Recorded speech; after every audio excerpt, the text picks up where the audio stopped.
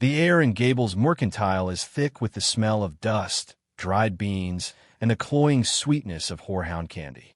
It's an air Elena breathes in shallow, careful sips, as if too much of it might choke her. Her hand rests protectively on the taut swell of her belly, a constant, living anchor in a world that feels determined to set her adrift. Before her, on the rough-hewn counter, sit the meager items she needs: a small sack of flour, a tin of lard, a precious cone of sugar. Mr. Gable, a man whose face seems permanently puckered from sucking on a lemon, eyes the pile, and then her, his gaze lingering on her worn dress and the foreignness of her features. That all? He clips out, his voice as sharp as a shard of glass. Elena nods, her throat tight. She rehearsed the words, the simple English words her late husband Thomas had taught her, but now they feel like stones in her mouth. Yes. How much? The last two words come out as a whisper, freighted with the accent she cannot shed. A woman in a stiff calico dress, Mrs. Hemlock, lets out a tittering sound from beside the pickle barrel. Land sakes, can't even ask for price proper. You'd think they'd learn the language before coming here to have their litters. Heat rushes to Elena's cheeks, a painful, scalding tide of shame. She keeps her eyes fixed on the counter, on a knot in the wood that looks like a weeping eye. She tries to form a response, a defense, but her mind is a blank, terrified slate. I say, Mr. Gable drawls, leaning forward, enjoying the spectacle. What was that? How mooch? Is that what you're trying to say, girl? He mimics her, exaggerating the sounds until they are a grotesque parody. Laughter, low and cruel, ripples through the few customers in the store. Elena feels their eyes on her like physical blows. Her own eyes begin to burn, and she blinks rapidly, refusing to let the tears fall. It would only give them more sport. She is alone, pregnant, and trapped in a language she cannot command. The world shrinks to this single, suffocating point of ridicule. From the shadows near the back of the store, a figure detaches itself from the gloom. He moves with a liquid grace that is at odds with the stiff, sawdust-covered floorboards. He is tall and lean, dressed in the practical, dusty attire of a horseman, scuffed boots, tough denim trousers, and a faded shirt. A wide-brimmed hat, stained with sweat and sun, casts his face in shadow. He stops beside Elena, his presence a sudden, solid wall of quiet. The laughter falters, replaced by curious silence. He ignores the others completely. His gaze, when it falls upon Elena, is not pitying, but filled with a calm, steady recognition. And then he speaks, his voice low and resonant, the sound like cool water on parched earth. The words are not the harsh, angular sounds of English. They're the soft, flowing syllables of her own tongue. Señora, he says, his Spanish formal and deeply respectful. ¿En qué puedo servirle? What can I help you with? The sound of her language, spoken with such dignity in this place of humiliation, is so unexpected it breaks through her wall of shame. A single tear escapes and traces a path through the dust on her cheek. He has not just spoken to her, he has seen her, and with those few words, the entire balance of power in the stifling, cruel air of the mercantile shifts irrevocably.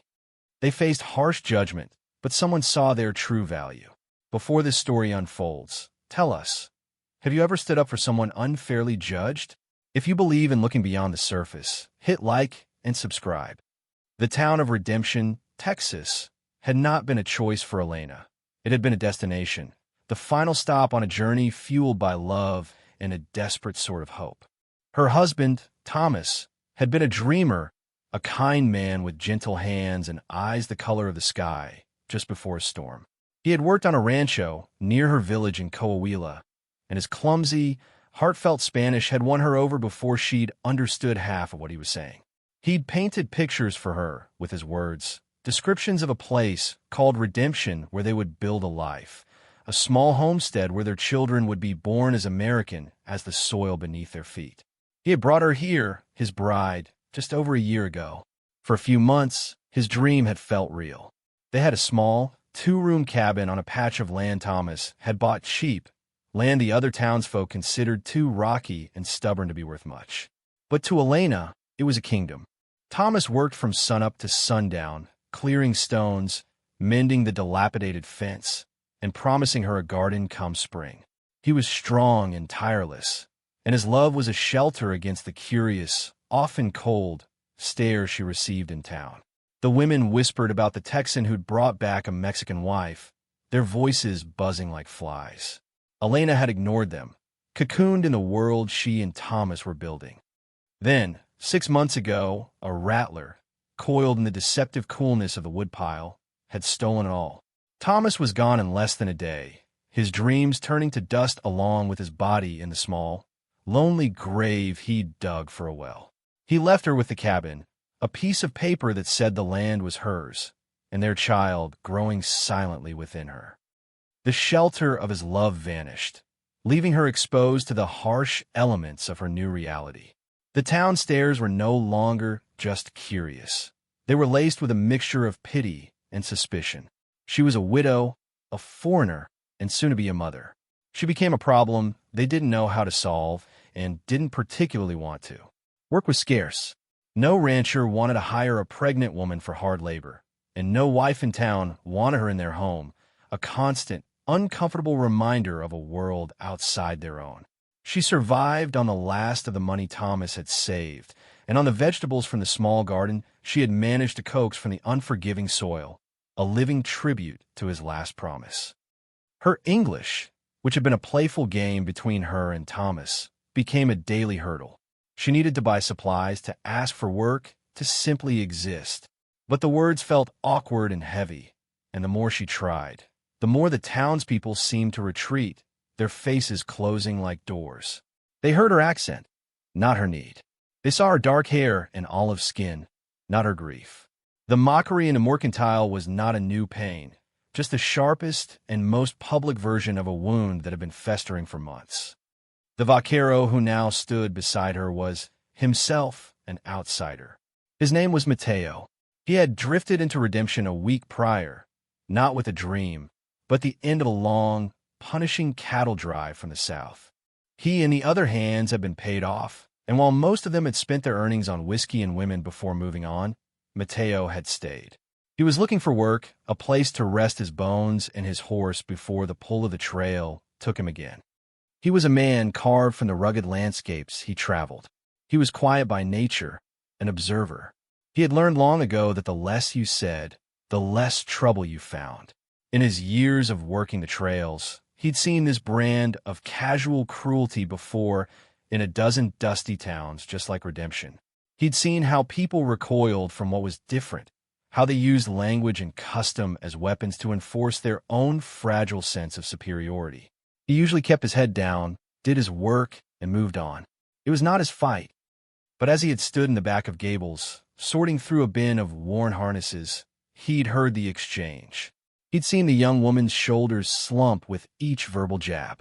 He'd seen the terror and shame in her eyes as she stared at that knot in the counter. And it had stirred something in him, a protective instinct he thought the trail had long since ground out of him. It was her pregnancy that cinched it. To mock a woman in her condition, a woman so clearly alone and struggling, was a cowardice he could not abide. When Gable had mimicked her accent, something in Mateo snapped.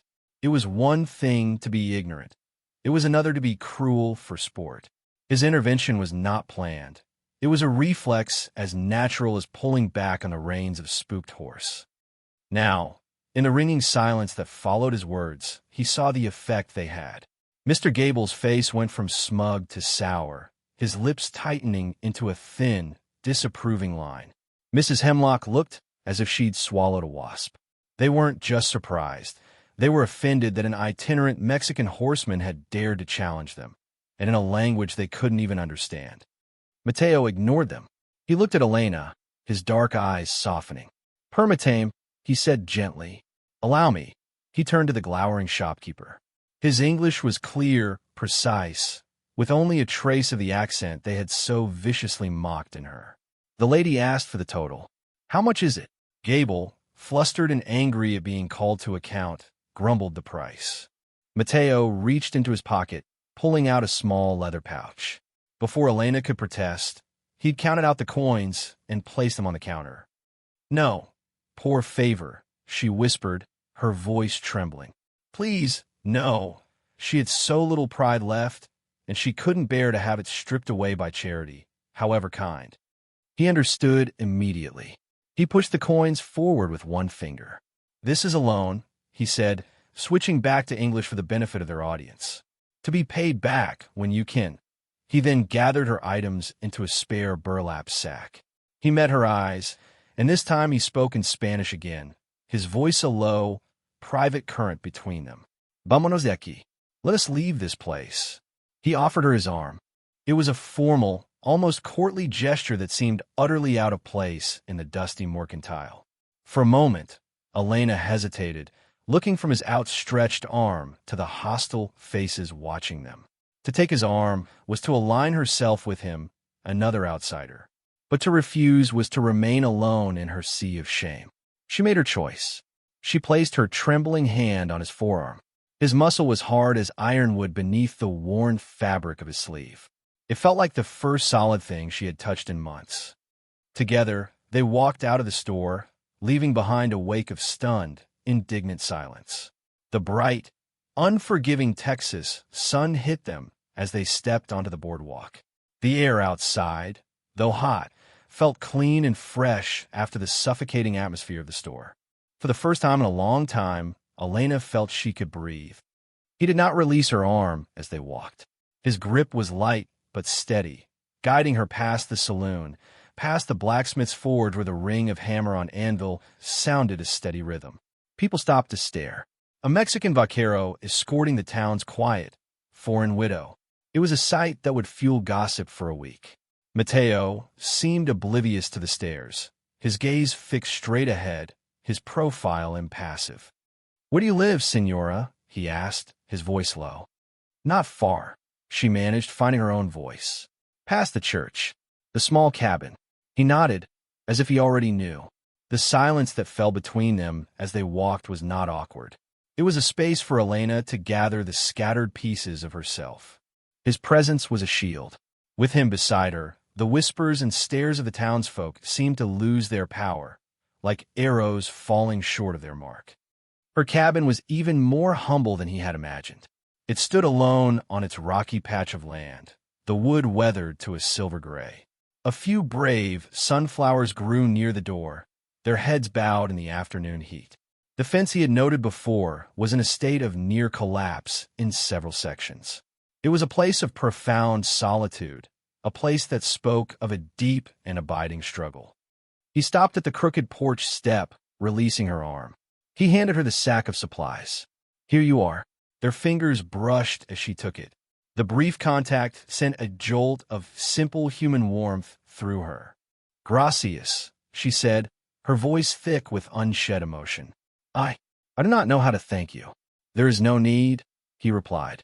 His eyes scanned the small homestead, taking in the cracked water barrel, the roof that looked like it would leak with the next hard rain. "You are alone here." It was a statement, not a question. She nodded, clutching the sack to her chest. "My husband," he passed. "I am sorry," he said, and the words were simple and sincere, devoid of the cloying pity she had heard from others.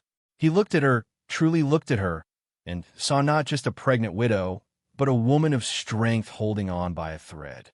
"It is not right," he said, his gaze drifting back toward the town. "How they treated you."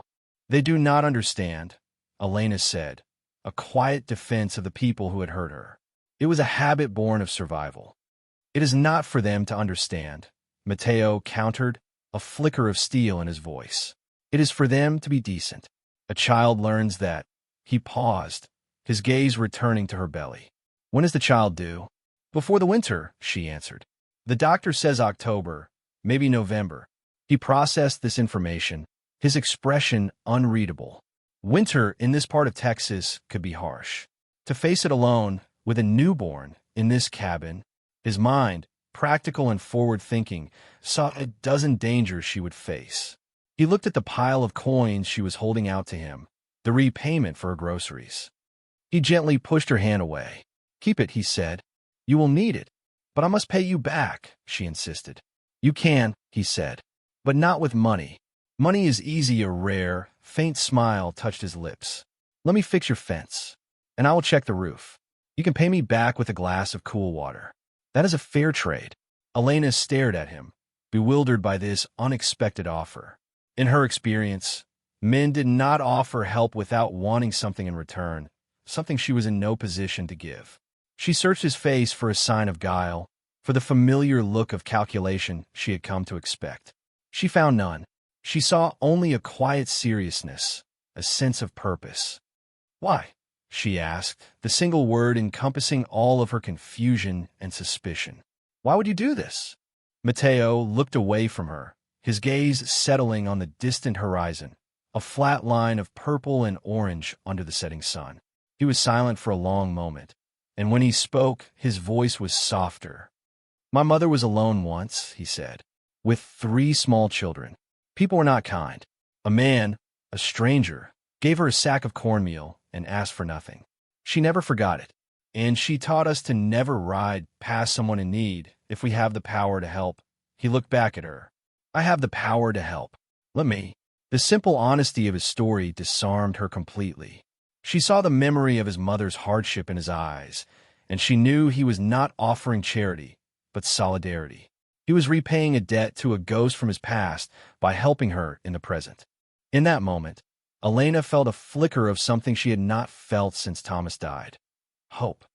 "The water in the well is cool," she said, a small smile finally reaching her own lips. "It is a deal, senor." "Matteo," he supplied. "Matteo," she repeated, the name feeling comfortable on her tongue. "Ya Melena." He tipped his hat to her, a gesture of respect that made her feel like a lady, not a pariah. "I will be back in the morning, Elena." He turned and walked away, his stride long and even. Elena watched him until he was a silhouette against the fiery sunset, a tall, solitary figure walking back toward a town that did not want either of them. She went inside her cabin, the burlap sack feeling less like a burden and more like a promise. That night, for the first time in months, she did not cry herself to sleep. True to his word, Matteo arrived the next morning as the sun was just beginning to burn the dew off the dry grass. He carried no tools except for a length of rope and a knife at his belt. He worked with a quiet, efficient economy of motion that was beautiful to watch. He did not tear down the broken sections of fence. He mended them, using down branches and stripped lengths of mesquite to weave the gaps shut. Securing them with wire, he painstakingly unwound from a collapsed section far from the house. Elena watched him from the porch, shelling peas into a bowl in her lap.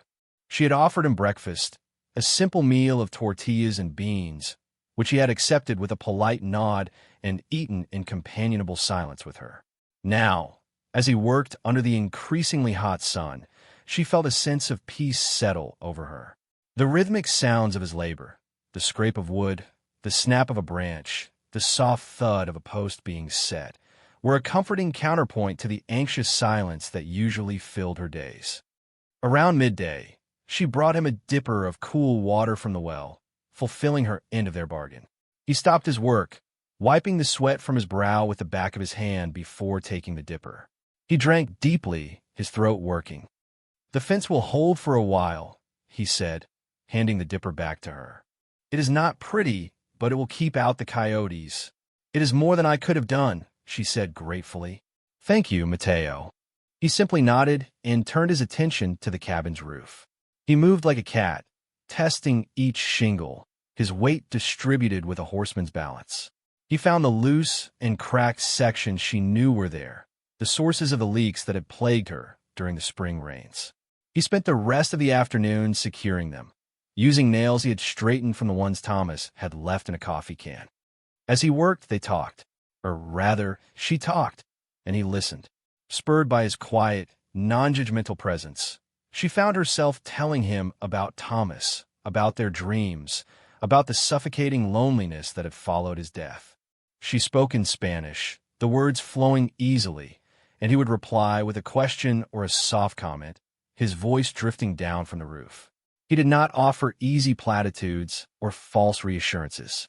He just listened, and his listening was a gift, validating her grief and her struggle in a way no one else had. She learned things about him, too, in the fragments he offered. He was from a place south of the border where the mountains were green. His family had owned a small rancho, but had lost it to a powerful landowner with better lawyers and more guns. He had been working the trails since he was 15. He spoke of horses with a tenderness and respect he seemed to reserve for little else. He was a man accustomed to solitude, but not, she sensed, a man who enjoyed it. When the sun began to dip low, casting long shadows across the yard, he finally climbed down from the roof. He was covered in dust and sweat, but he looked satisfied. "It should hold through the winter now," he announced. "But you will need more firewood. A lot more." Elena's heart sank. Chopping wood was a task far beyond her in her current state, and buying a cord was an expense she could not possibly afford. She looked away, her face falling. Mateo saw the flicker of despair in her eyes. "I will see to it," he said, his tone leaving no room for argument. "You have already done too much," she protested. "I cannot pay you. We already made a deal," he reminded her. "Your debt is paid with water." He glanced at the sun. "I must go, but I will return." And he did. The next day, he appeared with a borrowed axe and spent the morning splitting the deadfall wood that littered the edges of her property. Day after day, a new routine established itself. Mateo would arrive in the morning and set himself to a task, clearing the stubborn rocks from the garden plot, reinforcing the door, patching a crack in the cabin wall with a mixture of mud and grass. Elena would provide him with water and a midday meal. They would talk, their conversations growing longer and more personal as the days passed. He told her of a stampede in the dead of night, the terrifying sound of 1,000 hooves that sounded like thunder. She told him of her mother's recipes, the way she could tell if a chili was ripe just by its smell. He described the constellations he used to navigate in the vast, star-filled emptiness of the plains. She sang him the lullabies her own mother had sung to her, her voice soft and sweet in the quiet afternoons. Their bond was not forged in grand pronouncements or dramatic events, but in these small, shared moments. It was in the way he would leave a perfectly ripe pear on her doorstep in the mornings, found on a wild tree he'd discovered on his walks. It was in the way she began to save him the choicest part of whatever meager meal she was cooking. He became a steady, reassuring presence in her life, a bulwark against the fear that had been her constant companion. She began to feel safe, a feeling she thought had been buried with Thomas. The town, of course, noticed. Their arrangement was the primary topic of gossip at Gable's Mercantile.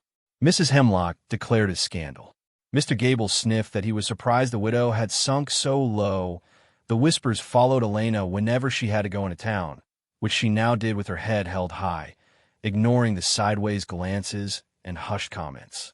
Mateo's quiet dignity had taught her how to reclaim her own. One afternoon, Jed, the lanky, mean-spirited loafer who had been one of her chief tormentors in the store, rode out to her cabin with 2 of his cronies. They stayed on their horses at the edge of her property, their presence a clear act of intimidation. Mateo was by the woodpile, his back to them, the axe rising and falling in a steady rhythm. "Well, well," Jed called out, his voice dripping with insinuation. "Looks like the little Mexican widow's found herself a buck to do her chores." Mateo did not stop his work. The axe fell, splitting a log cleanly in 2. He set the next piece on the block without looking up. Elena, who had been about to step outside, froze behind the door, her heart hammering against her ribs. "What's the matter, Vaquero?" one of Jed's friends taunted. "Cat got you tongue? Or you just don't speak American?" Mateo finished splitting the second log. He calmly sank the axe head into the chopping block, and only then did he turn to face them. He did not look angry. He looked profoundly weary, as if he were dealing with unruly children.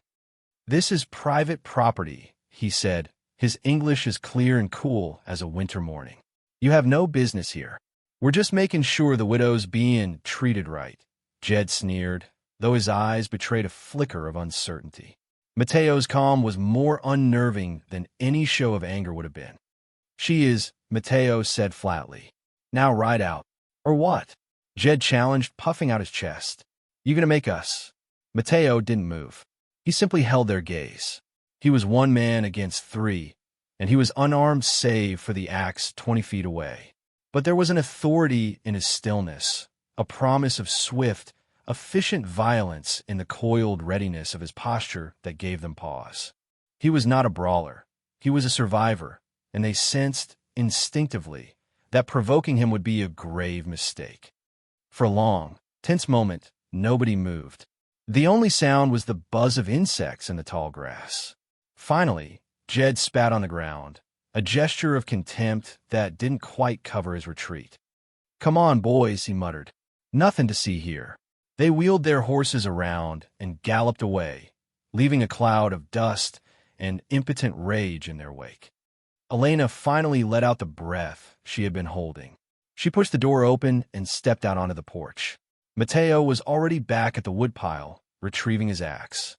"Are you all right?" she asked, her voice shaking slightly. He glanced at her, and for the first time, she saw a flicker of real anger in his eyes, an anger that was not for himself, but for her. "They will not bother you again," he said, and it was not a guess. It was a vow.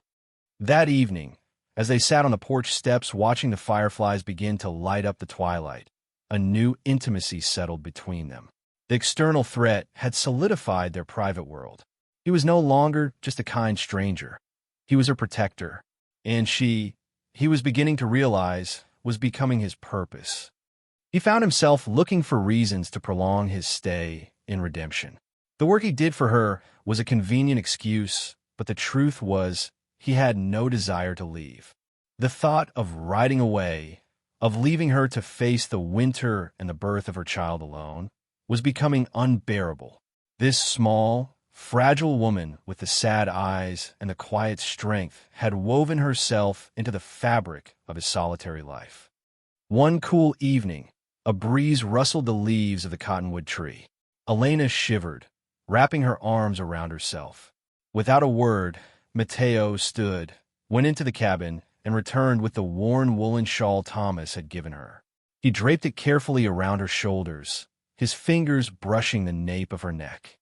The touch was brief, accidental, but it sent a shock wave through them both.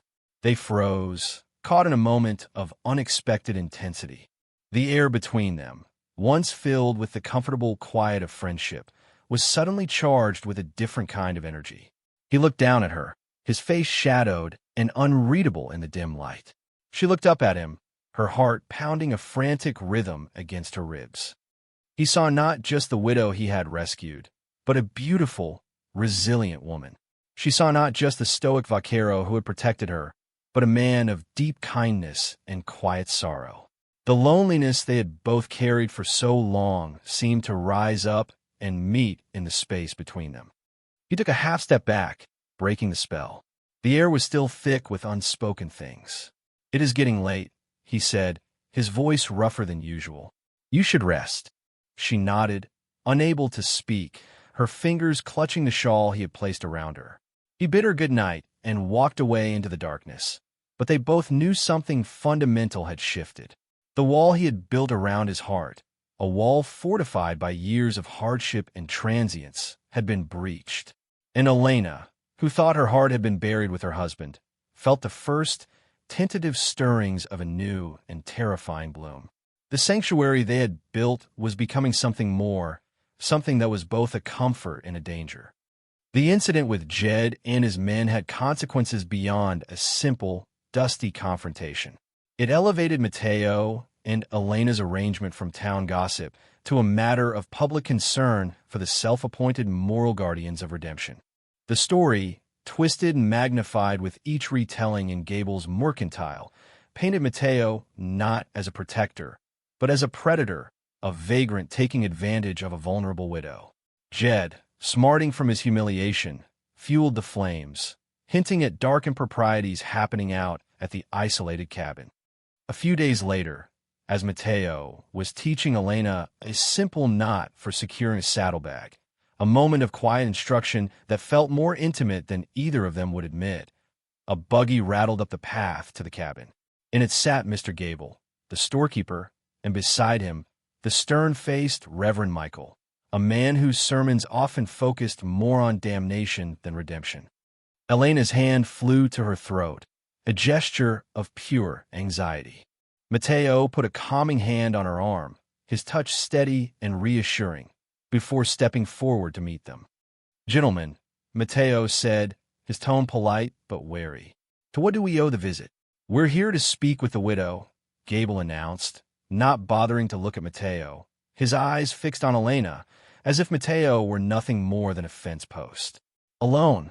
Anything you have to say to her, you can say to me," Mateo replied, his voice hardening slightly. He positioned himself just in front of Elena, a subtle but unmistakable barrier. Reverend Michael, a man used to being obeyed, cleared his throat. "Son, this is a matter for the community. It concerns the moral well-being of this town and the reputation of this woman." "Her reputation was just fine until certain people started spreading lies," Mateo countered, his gaze flicking to Gable, who had the decency to look momentarily uncomfortable. "We are here out of Christian concern, Mr. I don't believe we know your name," the Reverend said, his tone dripping with condescension. "Mateo," he supplied tersely. "Mr. Mateo," the Reverend continued, "it is unseemly for an unmarried man to be living in such close quarters with a widow, especially one in her condition. It invites speculation. It is a stain on her character and on the town." Elena, who had been listening with growing horror, finally found her voice. Her English was still halting, but it was filled with a new fire, a fire Mateo had ignited in her. "He does not live here," she said, stepping out from behind Mateo to stand beside him. "He is my friend. He helps me." "Helps you?" Gable scoffed. "Or helps himself?" The ugly insinuation hung in the air. A dark flush crept up Mateo's neck, a sign of the fury he was holding tightly in check. He knew that any violent reaction would only prove their accusations right in their twisted logic. "You will watch your tongue, Mr. Gable," Mateo said, his voice dangerously low. "You're speaking to a lady." "I'm speaking to a woman who is bringing shame upon herself," the Reverend thundered, his pastoral concern evaporating into pure judgment. "We have discussed it, the good people of this town. This arrangement cannot continue. For the sake of the child, if nothing else. We are here to tell you, Mr. Mateo, that your presence here is no longer welcome. You will leave redemption. And Mrs. Miller," he said, turning to Elena, "will be taken in by the Church Aid Society until her child is born. It is the proper way." The world seemed to tilt under Elena's feet. They were going to take her home. They were going to send Mateo away. The fragile sanctuary he had built for her was about to be torn apart by their blind, cruel righteousness. She looked at Mateo, her eyes wide with panic. She saw in his face a mirror of her own desperation, mixed with a cold, simmering rage. He had been planning to move on eventually. The trail was in his blood. But he was going to leave on his own terms, after he was sure she was safe, that the wood was stacked high, that she had what she needed to survive the winter. He was not going to be run out of town like a stray dog. And he would not, under any circumstances, leave her to the cold charity of these hypocrites. "She will do no such thing," Mateo said, his decision crystallizing in that instant. He was no longer a drifter passing through. He was a man making a stand. "This is her home. She will stay here. You have no say in the matter," Gable sneered. "You are nothing to her." The word nothing struck Mateo with the force of a physical blow. He looked at Elena, at her terrified face, at the way her hand rested on her unborn child. He thought of the quiet meals, the shared stories, the way she hummed when she worked, the feel of her shawl beneath his fingers. Nothing? She was becoming everything. In that moment, a wild, desperate, and brilliant idea took root in his mind. It was a gamble, a monumental one, but it was the only move he had left to play. He took Elena's hand, his grip firm and resolute. He turned to face the two men in the buggy, his back straight, his chin high. "You are mistaken, sir," Mateo said, his voice ringing with a conviction that startled even himself. "I am not nothing to her. I am her husband." The silence that followed was absolute. Gable's jaw dropped. Reverend Michael's eyes bulged, his face turning a mottled shade of red. Even Elena gasped, her head whipping around to stare at Mateo, her heart hammering in disbelief. "You what?" the Reverend stammered. "We were married," Mateo continued, the lie flowing with surprising ease, born of pure necessity, by a traveling justice of the peace. Last week, he squeezed Elena's hand, a silent plea for her to trust him, to follow his lead. Elena's mind raced. It was a lie, a bold and dangerous one, but she saw the path it offered. It was a shield, a fortress against their interference.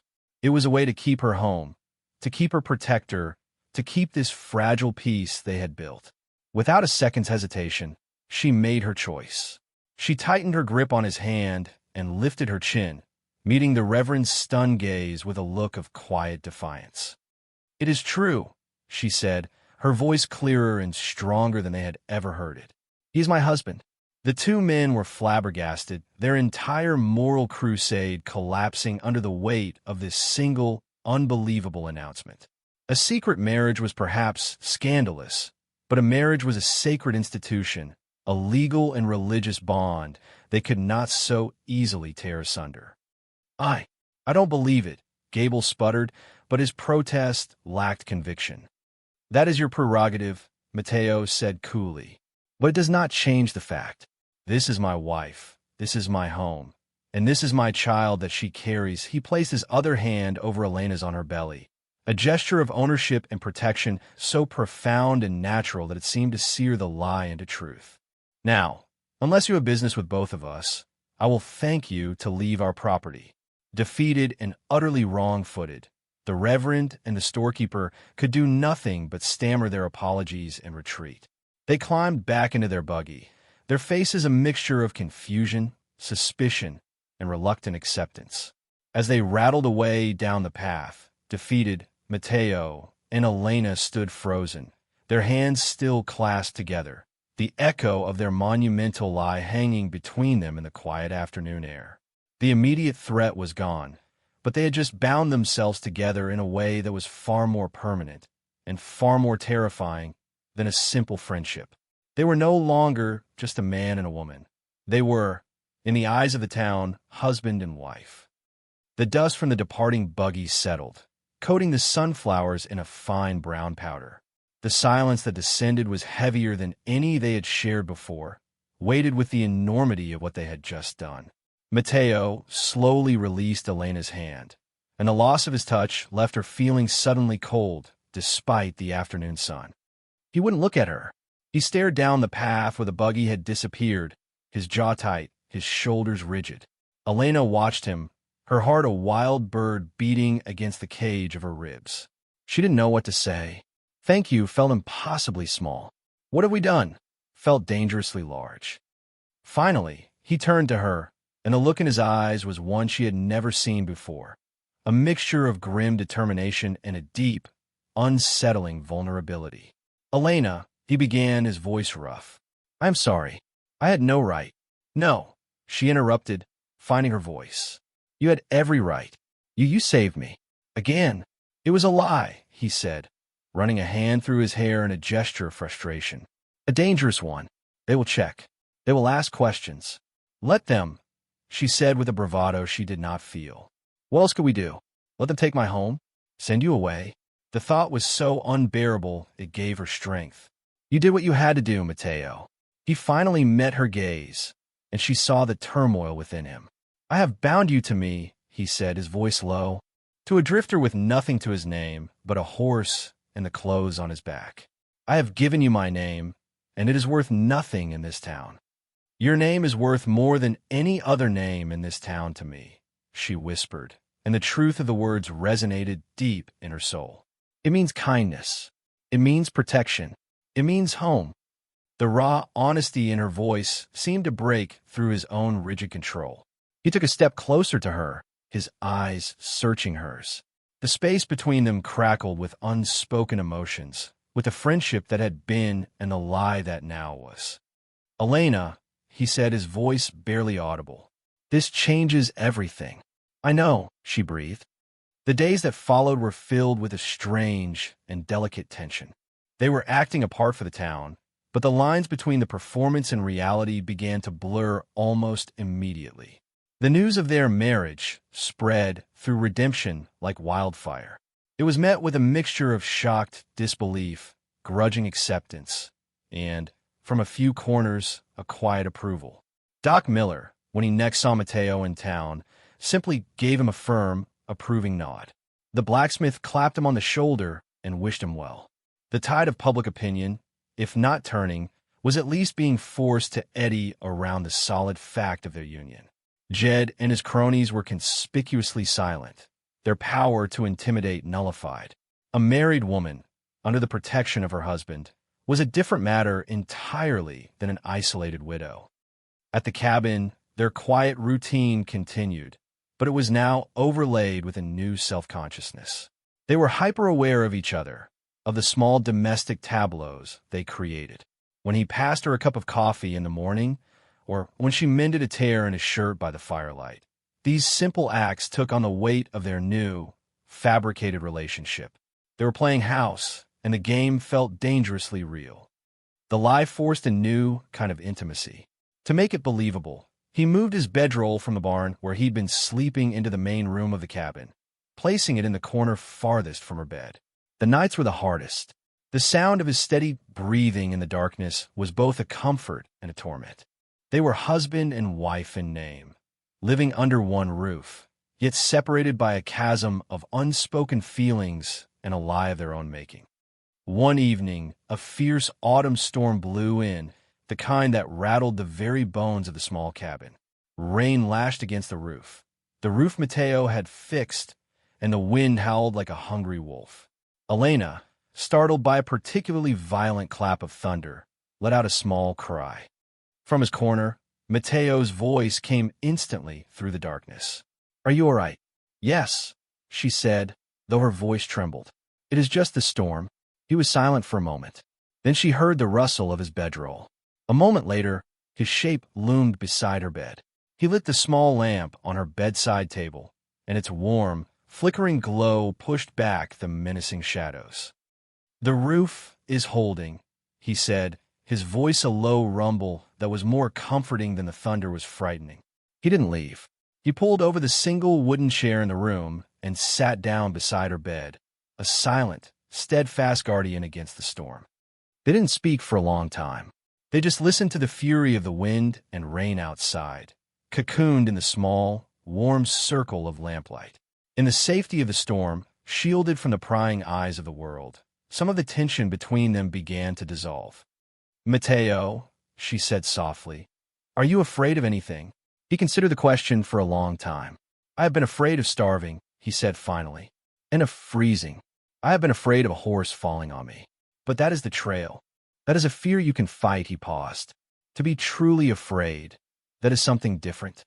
That is to be afraid of losing something you cannot replace." His words hung in the air between them, laden with a meaning that was impossible to ignore. He was not talking about his horse or his saddle. Elena's heart ached with a feeling so powerful it almost stole her breath. "I was afraid today," she confessed, her voice a whisper. "When the Reverend came, I was afraid of being alone again." He reached out, his calloused hand covering hers where it lay on the quilt. His touch was warm and firm, an anchor in the storm, both outside and within her. "You are not alone, Elena," he said, his voice thick with an emotion he no longer tried to hide. "I will not let you be alone." They stayed like that until the storm passed, his hand covering hers, the lamplight flickering over their faces. In the quiet aftermath of the wind and rain, a new truth settled in the cabin, a truth more powerful than any lie. They had forged a bond of necessity, shielded it with a falsehood, and in doing so, had stumbled into a love that was deeper and more real than any vow spoken before a preacher. The baby chose to arrive 2 weeks later, on a crisp morning when the world was painted in the brilliant golds and reds of late autumn. It began with a dull ache in Elena's back, an ache that slowly, inexorably, grew into something more. Mateo, recognizing the signs from his time on ranches where life and death were constant companions, acted with a calm efficiency that belied the frantic beating of his own heart. He settled her in bed, stoked the fire, and then rode his horse in a town faster than he had ever ridden before. He returned with Doc Miller, whose weary but kind eyes took in the scene at the cabin with a quiet understanding. The hours that followed were a blur of pain for Elena, and a trial of helpless waiting for Mateo. He was banished to the main room, where he paced the floor like a caged animal, his hands clenching and unclenching at his sides. He could face down 3 armed men without flinching, but the sounds of her pain from the other room unmanned him completely. This was a fear he could not fight, a battle he could not win for her. All he could do was wait and pray to a God he hadn't spoken to in years. Finally, as the afternoon sun slanted low through the window, a new sound cut through the air, the thin, reedy cry of a newborn baby. Mateo froze, his heart stopping in his chest. A moment later, Doc Miller appeared in the doorway, his sleeves rolled up, his face tired but beaming. "Congratulations, Mateo," the doctor said, a genuine smile crinkling the corners of his eyes. "You have a beautiful, healthy son." Mateo felt his knees go weak with relief. He leaned against the doorframe, the tension draining out of him in a sudden rush. "And Elena? She is tired, but she is strong," the doctor assured him. "A fighter, that one. Go on, meet your boy." Mateo entered the bedroom with a reverence he would normally reserve for a church. Elena was lying back against the pillows, her face pale and damp with sweat, but her eyes were shining with a light he had never seen before. Cradled in her arms, wrapped in a clean linen sheet, was a tiny, perfect infant with a tuft of dark hair. She looked up at him as he approached, and a slow, beautiful smile spread across her face. "Mateo," she whispered, "come and see our son. Our son." The words struck him with the force of a revelation. He knelt by the bed, his gaze fixed on the tiny creature. The baby's face was red and wrinkled, his small mouth working silently. Hesitantly, Mateo reached out a finger, stroking the baby's impossibly soft cheek. The infant instinctively turned toward his touch. In that moment, looking at the woman he loved and the child she had brought into the world, the last vestiges of the lie that had bound them together burned away, leaving only a pure, unassailable truth. This was his family. This was his home. The trail, the road, the life of a drifter. It all faded into a distant, meaningless memory. His journey had ended here, in this small cabin, with this woman and this child. Tears welled in his eyes, the first he had shed since he was a boy. He didn't try to hide them. He leaned forward and pressed his lips to Elena's forehead in a gesture of profound tenderness and devotion. "He is beautiful," Mateo murmured against her skin, "just like his mother." Elena's own eyes filled with tears of joy and relief. She had found more than a protector. She had found a partner. She had lost a dream with Thomas, but here, in the arms of this quiet, steadfast Vaquero, she had found a new one, a dream built not on promises of the future, but on the hard-won realities of the present. Doc Miller, watching from the doorway, cleared his throat. "I'll be on my way," he said gruffly, though his voice was thick with emotion. "You two have everything you need." He paused, his gaze resting on the 3 of them, a perfect, unexpected family. "For what it's worth," he added, his voice low, "the justice of the peace from the county seat will be in redemption next week. Sits at the saloon for a few hours. If a man wanted to make an honest woman out of his wife, that would be the time to do it." With a final, meaningful nod, the doctor left, closing the door softly behind him. Mateo looked at Elena, a question in his eyes. She answered him with a smile that was brighter than any sunrise he had ever seen. Their life together had begun with a lie spoken in defiance. Now, it would truly begin with a vow spoken in love. He leaned down and gently kissed his son's head, and then he kissed his wife, sealing their future not with words, but with the quiet, unshakable certainty of his heart. Outside, the Texas sun set on the small cabin, no longer a place of solitude, but a home filled with a light all its own. They found her justice and happiness. What part of their journey against prejudice, touched you the most? Let us know below. Thanks for watching. If you believe in compassion, overcoming prejudice, and finding love in unexpected places, give this story a like and subscribe for more.